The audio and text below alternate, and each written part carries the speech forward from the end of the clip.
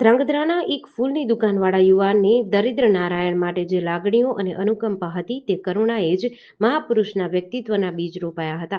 60 વર્ષ પહેલા પૂરીબેન વિજયલાલ સંઘવી ચેરિટેબલ ટ્રસ્ટના સહયોગથી ધ્રાંગધ્રા ફૂલગલી બાલા હનુમાન મિત્ર મંડળમાં તેમના થકી માત્ર 5 ટિફિનની સેવા ચાલુ કરી હતી, જે અવિરત ચાલુ રહી. પણ તેની સાથે ધ્રાંગધ્રા મધ્યે સૂરજ પાર્વતી ભોજનાલયમાં અનેક દરિદ્ર નારાયણો રોજ બપોરે ભોજન લઈ આત્મસંતોષ પામે છે.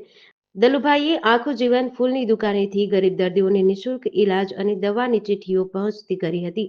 એક નિર્દોષ જીવનું માધ્યમ બની પુણ્યશાળી કાર્ય કર્યા છે. આવા મહાન વ્યક્તિત્વની શોકસભામાં ધ્રાંગધ્રાના લોકલાડીલા અને પૂર્વ કેબિનેટ મંત્રી આઈ.કે. જાડેજા સહિત અનેક રાજકીય અને સામાજિક આગેવાનો, સેવાકીય અને શૈક્ષણિક સંસ્થાઓ, સંતો મહંતો ઉપસ્થિત રહ્યા હતા. ધ્રાંગધ્રા બ્રહ્મ સમાજની વાડીમાં ઉપસ્થિત સૌએ દિવ્ય આત્માના સત્કાર્યો પ્રત્યે અહોભાવ વ્યક્ત કરી તેમની સમર્પિત સેવાને યાદ કરી હતી.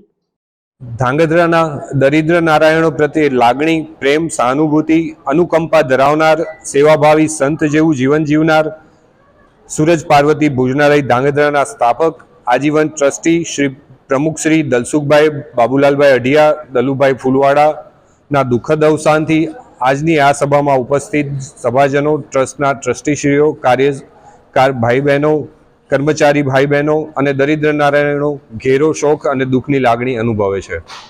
ધ્રાંગધ્રાને કર્મભૂમિ બનાવનાર દલુભાઈએ આશરે 60 વર્ષ પહેલા ધ્રાંગધ્રામાં નાની બજારમાં ફૂલનો ધંધો શરૂ કરી દલુભાઈ ફૂલવાડા તરીકે આગવી ઓળખ પ્રસ્થાપિત કરેલ.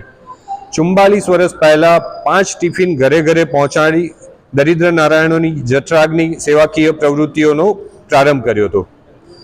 વિશેષ વિજયલાલ ચુનીલાલ સંઘવી પરિવારના ચંદ્રકાંતભાઈ અને મુંબઈ સ્થિત મૂળ ધ્રાંગધ્રાના શશિકાંતભાઈ શાહનો સાથ સહકાર અને આર્થિક સહયોગ નોંધપાત્ર મળેલો.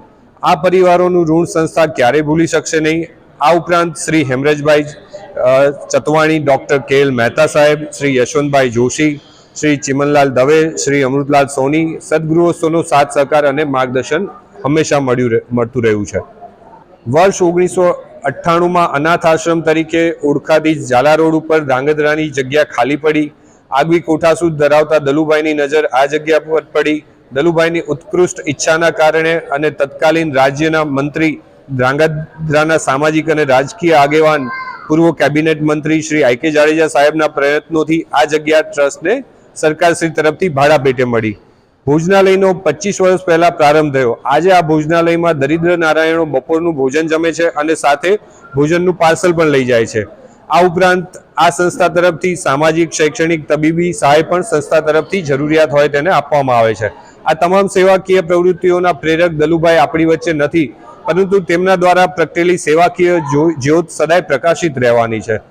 સાદગી, સરળતા, સદાચાર અને જીવદયા જેવા વિશિષ્ટ ગુણો ધરાવતા, હનુમાનજી દાદા પ્રત્યે અતૂટ શ્રદ્ધા ધરાવતા, પ્રારબ્ધ નહીં પરંતુ પુરુષાર્થમાં માનનાર, સેવાભાવી, પરોપકારી અને નિર્ભયમાની સ્વર્ગવાસી દલુભાઈના આત્માની શાંતિ માટે આપ સૌ પરમ કૃપાળુ પરમાત્માને પ્રાર્થના કરીએ અને દલુભાઈએ ચિંધેલા સેવાકીય માર્ગ ઉપર ચાલી દરિદ્ર નારાયણની સેવા કરતા રહીએ, એ જ સાચી શ્રદ્ધાંજલિ છે. ઓમ શાંતિ. સ્વર્ગસ્થ દલસુખભાઈ અઢિયા છેલ્લા 44 વર્ષથી અમારી સંસ્થાના પ્રમુખ હતા અને પ્રમુખ તરીકેની એમની કામગીરી એટલી બધી ઉત્કર્ષ હતી કે કોઈને પણ એ પ્રેરણા મળે એવી હતી.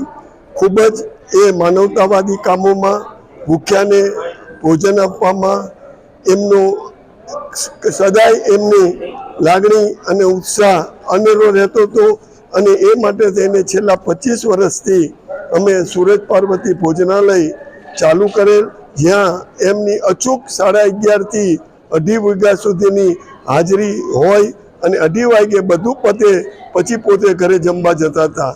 આવી અથાગ મહેનત એમને સૂરજ પાર્વતી ભોજનાલયના ઉત્કર્ષમાં, એના ડેવલપમેન્ટમાં કરેલી છે. સદાય અમે એમના ટ્રસ્ટીઓ બધા ઋણી છીએ અને અમને ભગવાન તાકાત આપે કે અમે દલુભાઈએ જે ઉત્સાહ અને ઉમંગથી ભોજનાલય અને સેવાકીય પ્રવૃત્તિ કરતા હતા એ જ ઉત્સાહ અને ઉમંગથી અમે એમાં અનેરો વધારો કરી શકી.